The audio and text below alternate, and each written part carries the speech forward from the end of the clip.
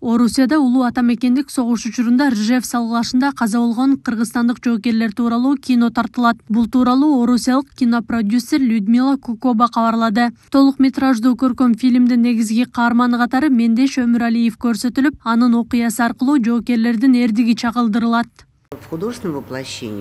Көркөм фильмде Мелдеш улуу атамекендик согуш учурунда Ржевте курман болгон кыргыз жоокерлеринин коллективдүү образы болуп калды. Ржевтеги окуя эң коркунучтуу салгылашуу катары белгилүү. Ал жерде биздин көп улуттуу Кызыл Армия менен кошо Советтер Союзунун бардык элдери салгылашкан. Ошол эле жерде 17 000 кыргыз жоокери курман болгон. Фильм Мендештин кайтып келүүсү деп аталып, тасма тартуу иштери ноябрда башталат. Бул ишти орусиялык Память Побед фонду жоопкерчиликке алып, Орусияда жана Кыргызстандын аймагында тартылары айтылды. Ушул кинону тартууга кыргыз тараптан УКМК төрагасы генерал-полковник Камчыбек Ташиев өзгөчө колдоого алып, жардам көрсөтүүдө.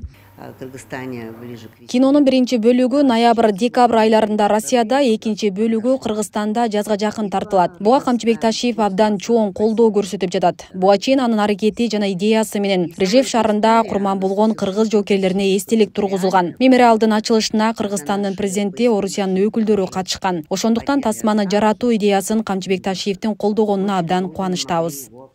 Людмила Кукобанын айтымында актёрдук курамга кыргыз жана орус актрисалары киргизилет. Ал эми Мендеш Өмүралиевдин ролуна кыргызстандык актер тандалган. Алардын аттары азырынча ачыкталбайт.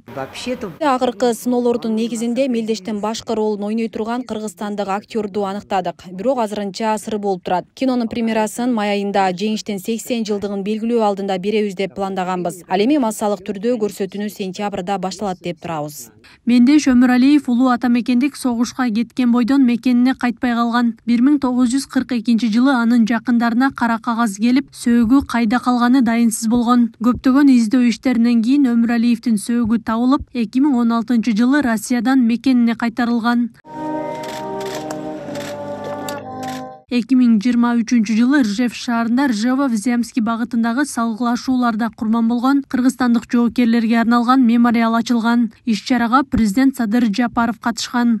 Ржев салгылашуусу экинчи дүйнөлүк согушта эң көп адам өмүрүн алган кыргын катары белгилүү. Маалыматка ылайык, ал салгылашууда 14 айдын ичинде 2 миллионго жакын жоокер каза болгон. Анда фашист жоокерлерин кууп чыгып, Ржев аймагы бошотулган. Аклай Кырабаева, регион.